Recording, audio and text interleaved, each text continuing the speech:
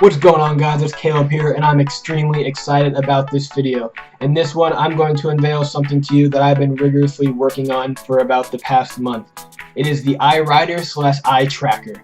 What exactly is it? Let's find out right after this.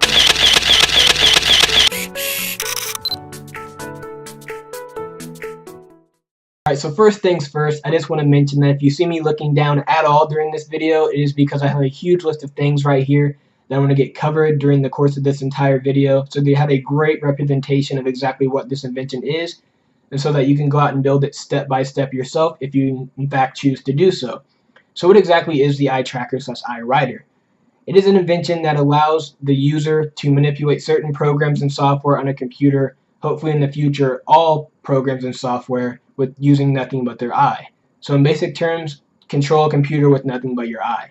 I got this idea from an instructable, which you can follow the link in the description below. You could also follow this instructable step by step and probably come up with a great product. But I chose to kind of frankenstein my way through it. The reason for this is because I didn't have all the parts and pieces that they exactly wanted, so I just kind of used what I had on hand. This was kind of awesome because I got to be innovative during this task and kind of got to put my own personal touch on things. So it's pretty cool on a personal level. So what exactly will you need to build this? Let's go ahead and jump right into that.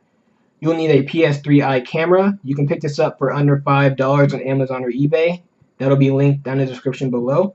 We're using this camera specifically because it has a very high frame rate and will hopefully work well with the software. You'll also need a pair of sunglasses. You do not need anything expensive. I got mine from Dollar Tree.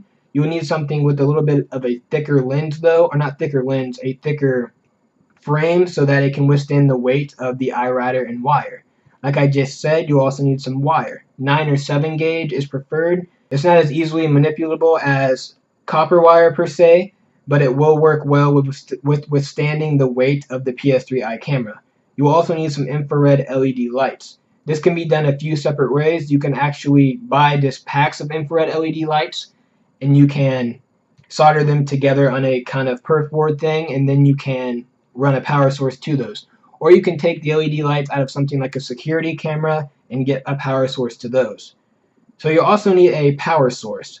I recommend a 9-volt battery with a barrel jack. This is just because it's very portable and it's easy to unplug and replug back in, and it's very lightweight. You'll also need a floppy disk. I'll explain why later on in the video. Software-wise, you're going to need the CLI driver, which will be linked down in the description below. This program right here will enable the PS3 camera to work on a computer because it was meant for the PS3, obviously. This is only around $2.99, or if you're in the innovation class, it's going to be in my Eyewriter folder.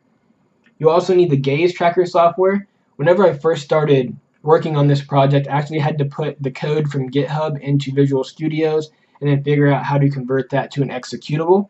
But now this download right here that I'm going to link in the description actually just has an executable right on their website, so you no longer have to do that, which is pretty awesome.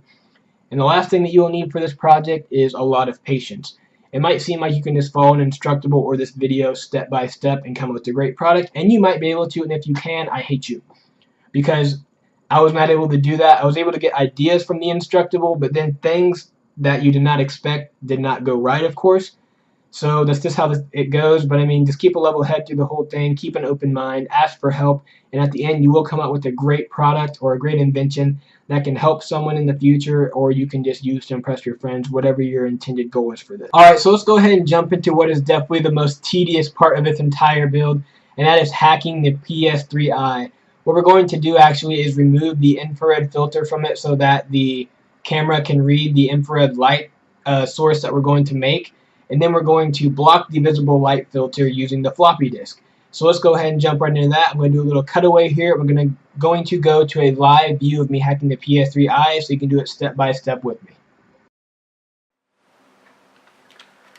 Alright guys, so here is the PS3 eye camera. As you can see, sorry if this video is kind of weird. I'm trying to do multiple things at once here. But here's the PS3 eye camera. Let me try to get it a little bit better in focus for you. Alright, the first thing that you're going to want to do is remove these 4 padded plates here in the back. They have screws beneath them, so go ahead and remove those plates. Recommended tool here is just a very small flathead screwdriver, or you can probably use a Phillips, but flathead works for getting these things out. So let's go ahead and remove those really quick. I'm not very gentle with them at all because you do not need them anymore, so you can just go ahead and stab them out, do whatever you need to get them out.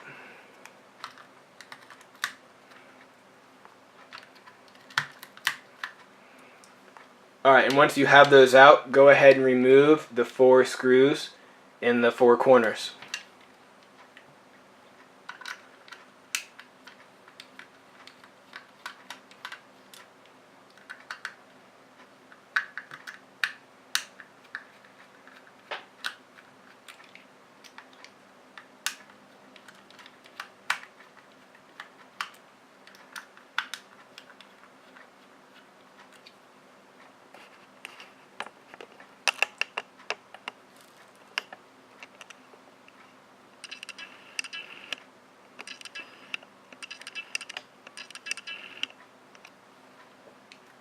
Once you have those 4 screws out, which I thought I did, but hold on.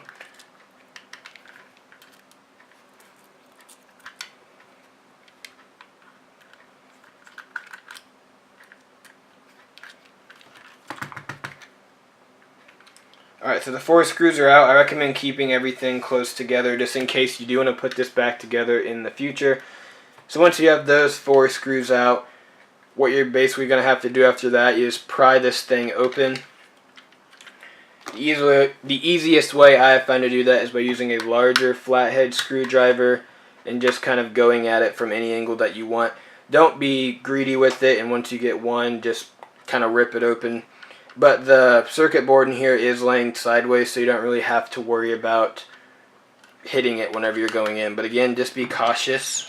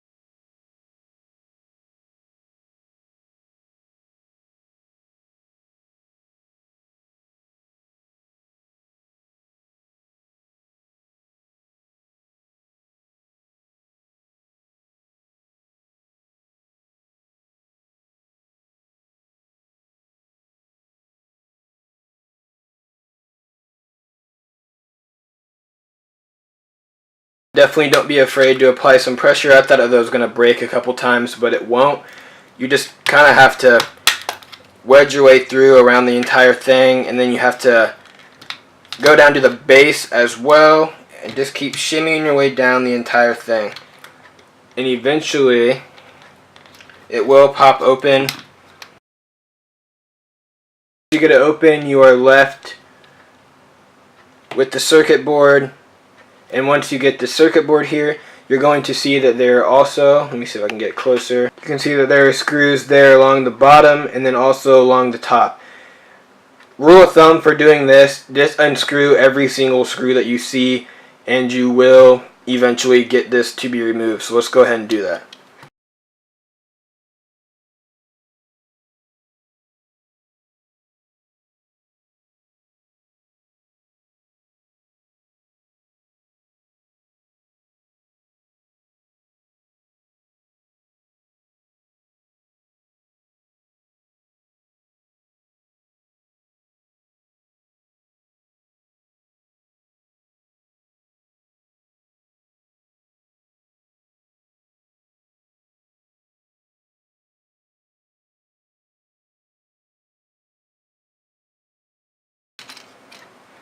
So there, the front casing just fell right off basically.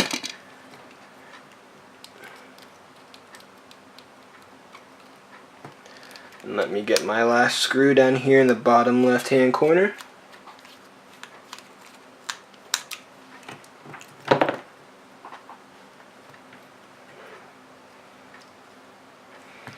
And that is it.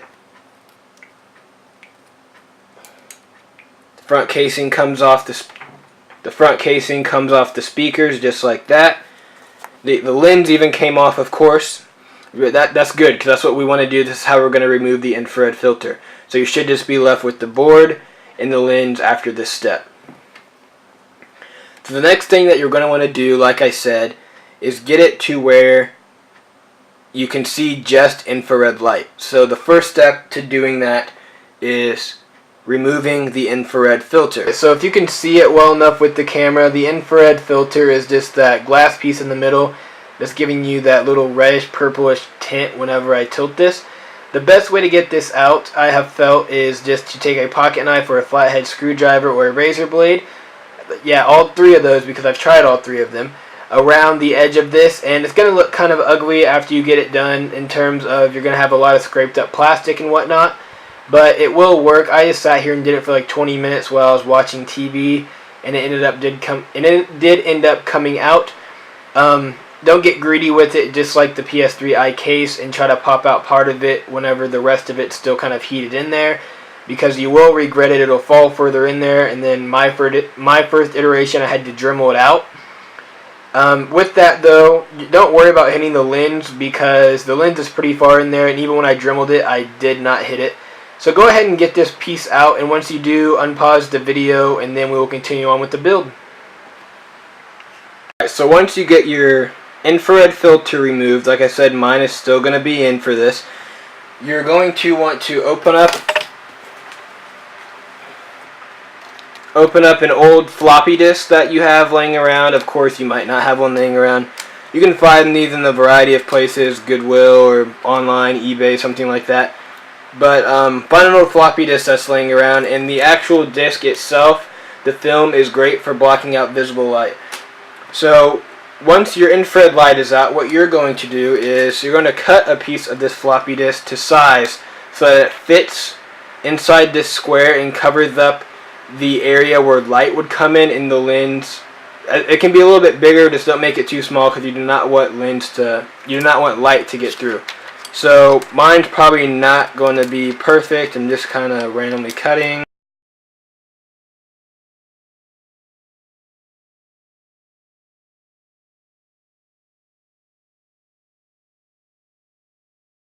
And then now visible light will no longer be able to get through once that's in there.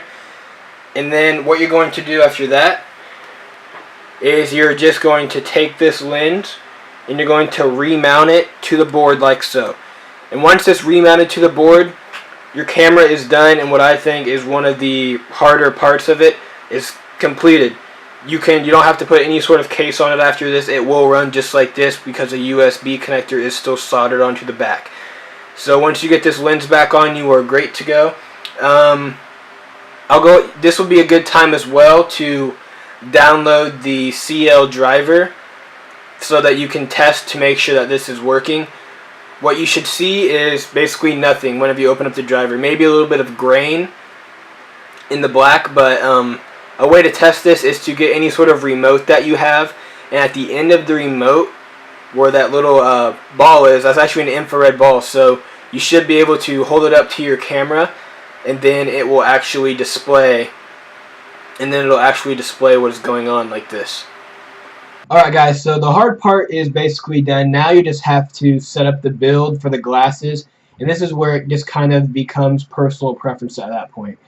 As you see here, the way that I did it was cut the 9-gauge wire a lot longer than what I actually needed it, so that I could curl it around in sort of this, I guess, rectangle type shape, so that whenever I mounted my camera, I would be able to slide it back and forth so that the user could decide which eye they wanted to use.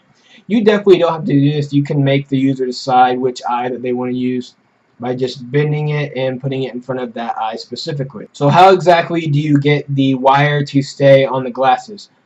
Well, some of the instructables and stuff that I saw, they just simply zip tied and glued the wire to the glasses. But whenever I actually tried that, I noticed that whenever I tried to bend the wire, it might be because I used 9 gauge and this is a little bit thicker and harder to bend.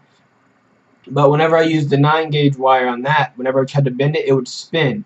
And then whenever I put the PS3 camera on the end, it would try to do the same thing. So it was not sturdy and it would not stay in front of the eye. So the main thing that I saw to do was to drill a hole straight through the side of the glasses, bend the wire through that hole, and then actually use pliers and press them directly against the side of the glasses so that it can't really move too much. It did still have a little bit of movement. As you see, I used hot glue to fill up any of the airspace remaining between the wire and the glasses, and that kept it from rotating. So I do recommend doing that. That worked extremely well. Alright, so after you get your wire connected to your glasses, what you want to do next is make your infrared light display so that you can connect it to your lens and then mount that to your wire and glasses. So like I mentioned, there are 2 ways to do this. The first way that I did it was actually get a piece of perforated board and then solder all the connections together between the infrared lights, resistors, and middle jumper wires. Definitely go online and look at tutorials on how to do this safely. But after I did all that, I took the female end of a barrel jack connector and soldered it to the power leads as well, and then all the infrared lights lit up. The second way to do this is to just take the infrared lights out of some sort of infrared camera or security camera, anything with night vision.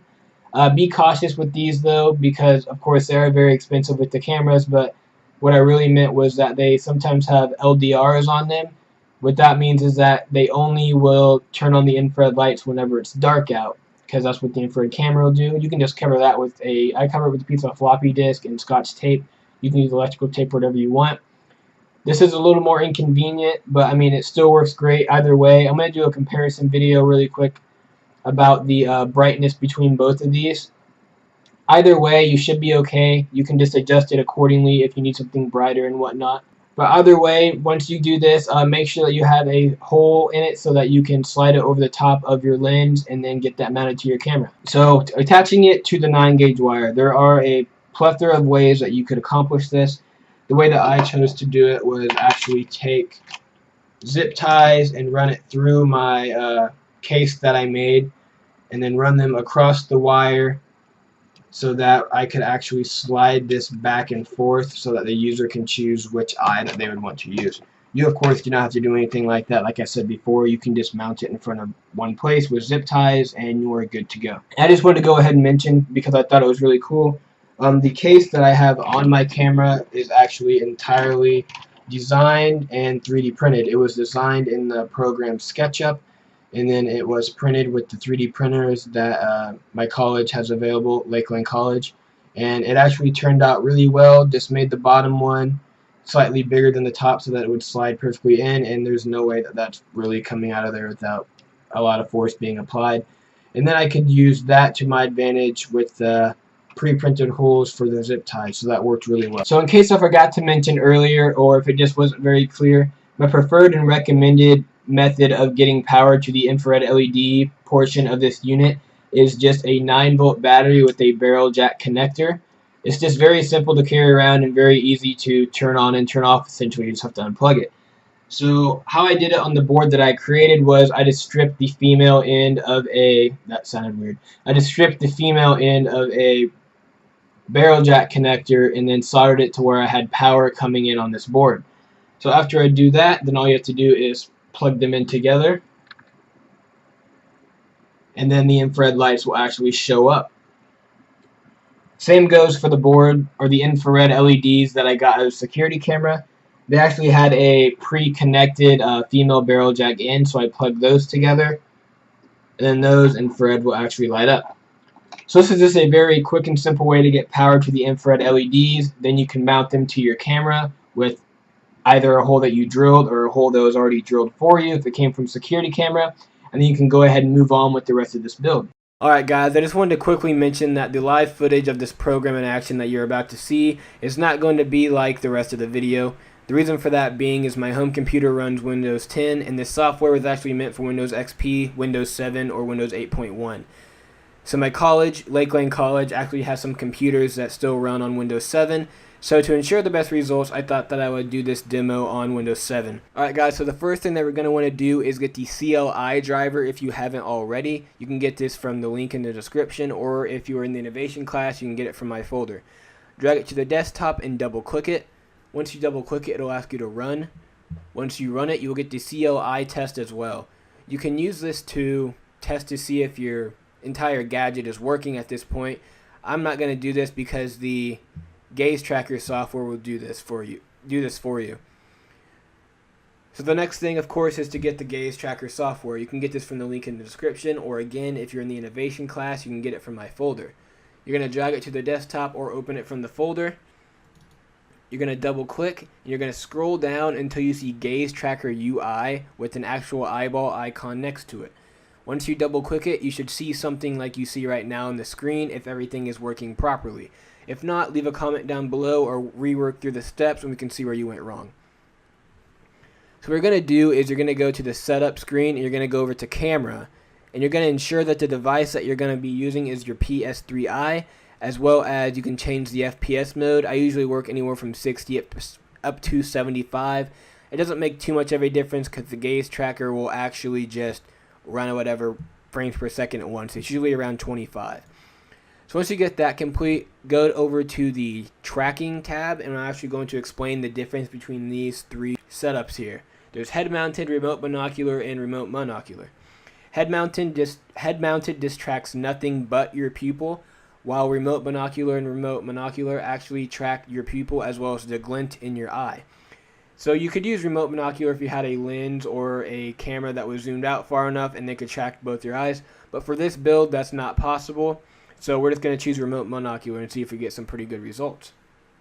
So once you click remote monocular, go down to the advanced tab, and here's where I guess some of the magic happens. You're going to go ahead and click on the component placings tab, go to number of infrared sources. I know I have more than 4 on mine, but you can actually just place these around the camera in sort of a Frankenstein orientation, so it appears that you have more than 4. Hit save, come up here to eye, pupil, and glint. You can just leave them on auto, but if you actually switch them off of auto and just adjust the sensitivity settings, you can actually get some pretty good results. To see your settings more vividly, go over to the visualization tab, click on that, and turn on processed. Whenever you turn on processed, it's basically just going to turn everything red that it's going to cap. If you have the glint on and the glasses you have are shiny, it might actually capture some of that, so that is something to think about. The next thing you're going to do is go over to the calibration tab.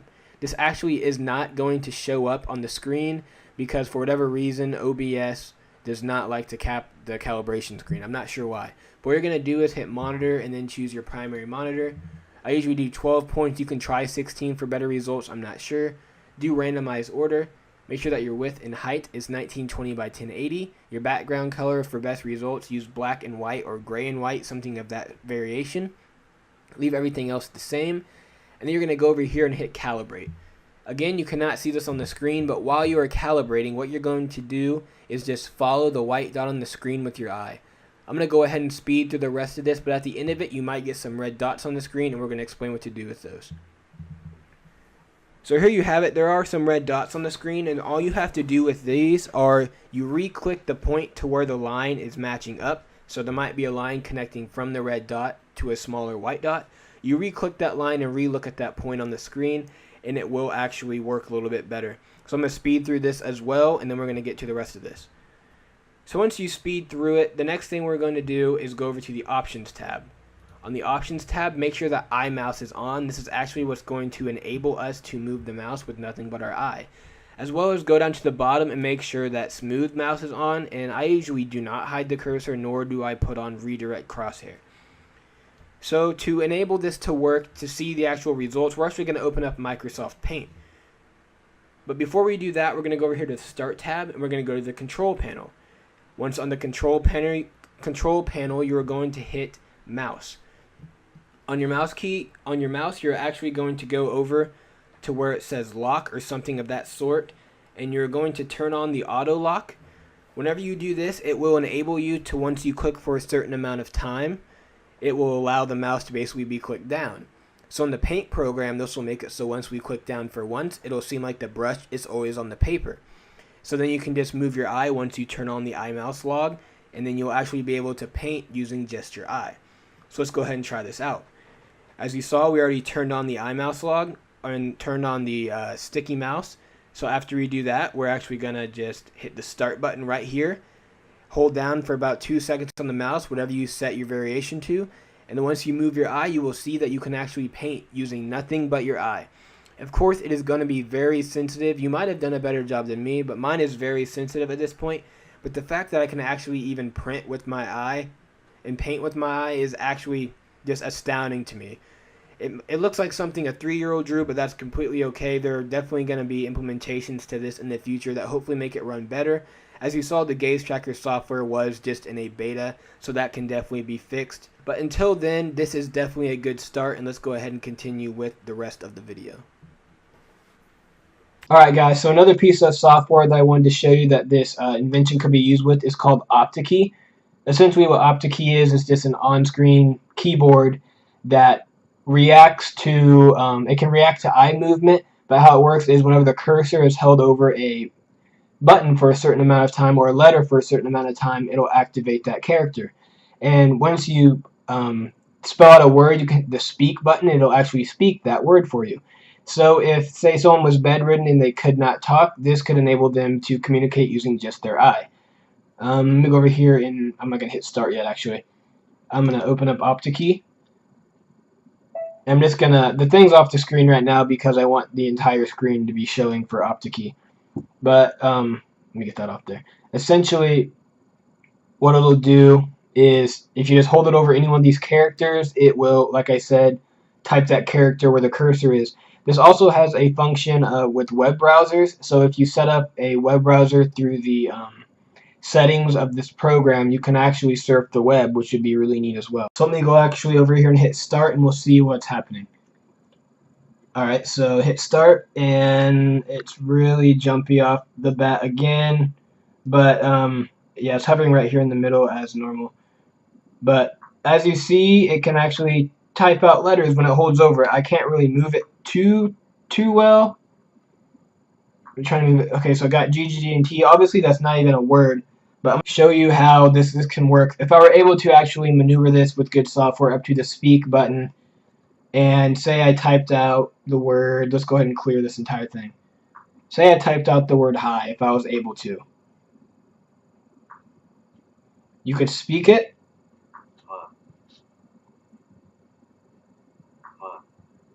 So it can actually speak. You can change the voice and everything in the settings, but it could actually speak out what you're wanting to say. And of course this was buggy, but that's beyond the point. Alright everyone, so as I've said countless times throughout this entire video, and as you saw at the live demonstrations, this thing is still very buggy and is still in the very early stages of development, at least for the way that I am attacking it. I'm not a team of software developers, I'm just one kid that saw something on the internet and I'm trying to make it happen.